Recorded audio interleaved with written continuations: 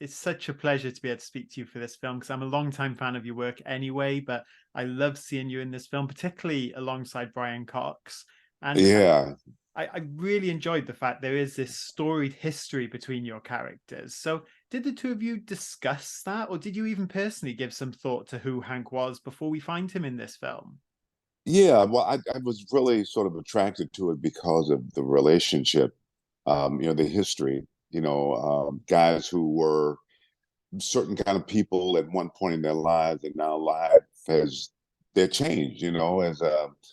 I'm sort of personally dealing with the idea of this is what old age looks and feels like, and how you see the world. So all those things sort of, and a lot of that experience is through friendships, not just seeing what happens to you, but also seeing how it unfolds in other people. And this guy definitely has a history, and one of those characters who believes he can. I'm doing this and I can live with it. Yeah.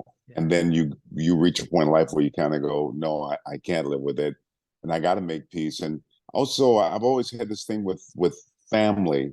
I have four sons, and I don't have a history that I don't think I have to go back and apologize for. But how do you kind of so the story was sort of interesting. Brian and I had worked. He had directed several episodes of Oz, Hmm. the TV series I did. So I met him there. Um, but I've just been a fan of his work, and then this whole Secession thing was like, just incredible.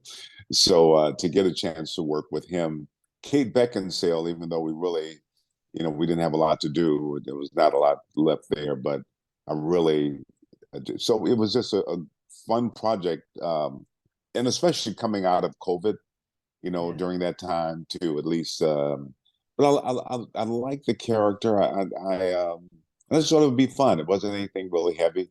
The film wasn't on my shoulders, so, but I always sort of kid Brian that, he's younger than me. So, so, and I get to be the boxing guy while he sort of struggles with all of his health issues. But so I know it's a long-winded answer, but so. No, it's awesome, and I love the dynamic you had. But I also love the dynamic you had with Christopher, who for a young actor, he's a really talented up and comer. And of course, during that boxing training, he ends up landing a punch on you. So that must have been a fun day on set, and just working with him in general, because you two just really bounce off each other. Yeah, I really liked him a lot because I didn't know his work, and Hmm. but I liked his energy. He was so, there's some young people who it's like they're meant to be here in this business, and there's a certain confidence, a certain taking it seriously. And so when we got in the whole boxing thing, a lot of it was kind of ad lib, but it was fun to just, you know, it kind of reminded me of my sons, and when I was a kid, about his age, I had an uncle who um, told me that to keep people from constantly, um, uh, you know, what's the term? Constantly, picking on you and bullying you. He said you have to fight. You can't avoid fighting, but when you fight, you have to make them believe you're crazy. And if you can, if they believe you're crazy, they'll leave you because you can't deal with a crazy person. So every time I'd get into a little fight, I would just go nuts, and then everybody go, "Whoa!" So, um, and so that wasn't in the in the scene, but it reminded me of that, and so we kind of threw that in. Um, but yeah, he was just great to play with. I just think he really talented, and that's always inspiring for me now that I've been doing it so long because I work with a lot of young people who really kind of are there for different reasons, maybe parents or who knows. But when you see someone who really wants to be there and takes it serious and is open to receiving, that's great. Oh, amazing. And I thought it was really interesting in this film to see Las Vegas explored in a very different way. And these characters, Yeah, they're almost on the periphery of that glitz and glamour. And I think Catherine described them as almost famous. So is that something you right. enjoyed delving into and thinking about with Hank and the life he's had? Yeah, because Vegas has always been that kind of. I did a play. We did it in a couple of cities, and then they wanted to take to Vegas. I didn't go to Vegas. I went there to consider it, and it was outside. It wasn't on the strip. It was out in one of those kind of areas. This sort of there's a side of Vegas we don't see. I mean, it's um, yeah, that whole thing. What happens in Vegas stays in Vegas, but you don't think about the people who actually stay in Vegas. And it was really interesting to see that sort of side of it. That people on the outside still the hustle, but not legitimately in. Um, and there's a life that goes on. Um, Kate was, I know they kind of toned her down, but she's so beautiful. I was like, really. But just as an actress, she pulls it off. But um, and I realized that so many beautiful, I want to say women, people maybe who it's almost self-imposed. You know what I mean? It's like, if you would just get it, just think about it a little differently, you can have a great life. But of course, they see it a certain way, and so they struggle, and you kind of go. Um, but yeah, and I loved the cast, and to get a chance to be a part of that was really kind of special. For sure. And one of my favorite scenes you're part of in the film is when you're in the car with Brian's character Max, and he's asking you just how bad he was, and you Right. say really bad, and it's a big, Yeah. it's a couple of words, but it's such a big moment. So what were you going through your mind in that scene, and obviously how it then informs what comes next?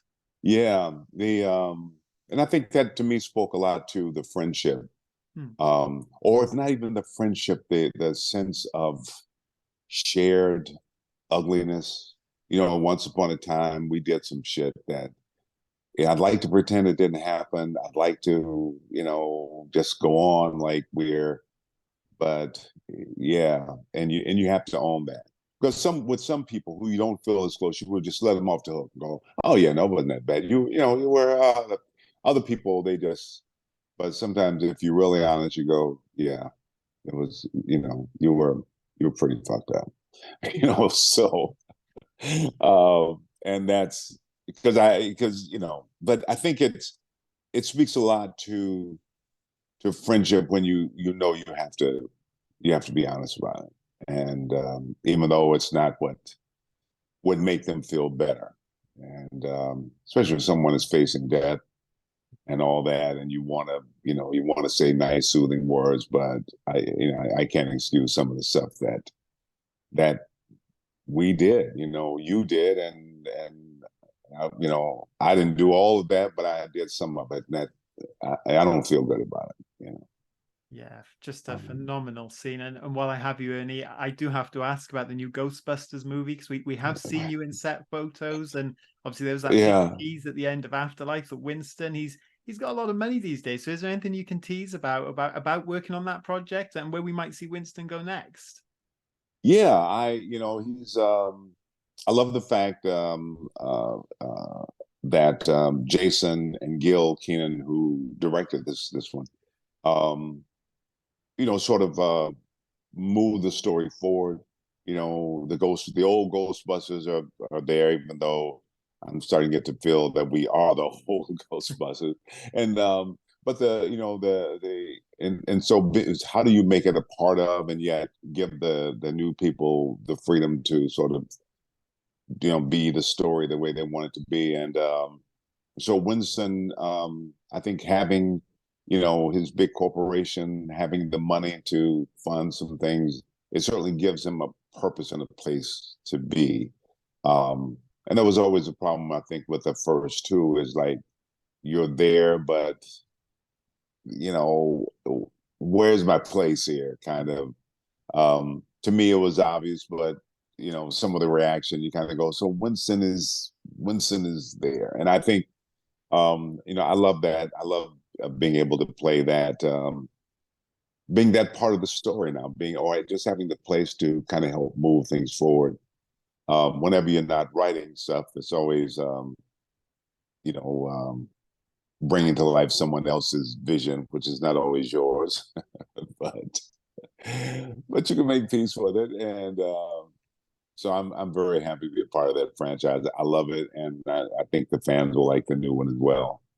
Um, there's a lot going on, and I was really happy to see Bill not just be back in it, but be really enthusiastic about it, and Danny and Annie, and so yeah, it was fun. I'm really we finished it up, and we'll wait to see what it all kind of comes together and looks like. Yeah, well, I'm so excited for that one, Ernie. And it must have been great with the last one. Obviously, Afterlife, we didn't know it was getting a sequel. So to come back and suit up for that scene at the end, that must have Right. been a really special experience for you at the time as well. Yeah, yeah, it was almost because I mean, it been so much talk over the 30 years or so that it's going to happen, it's not going to happen. I just sort of thought, what, it'll never happen. It was a great, thing to. They kind of came up with the women's version, which is like, that's it's yeah, well, that's nice, but and then when Jason sort of called about the last one, Afterlife.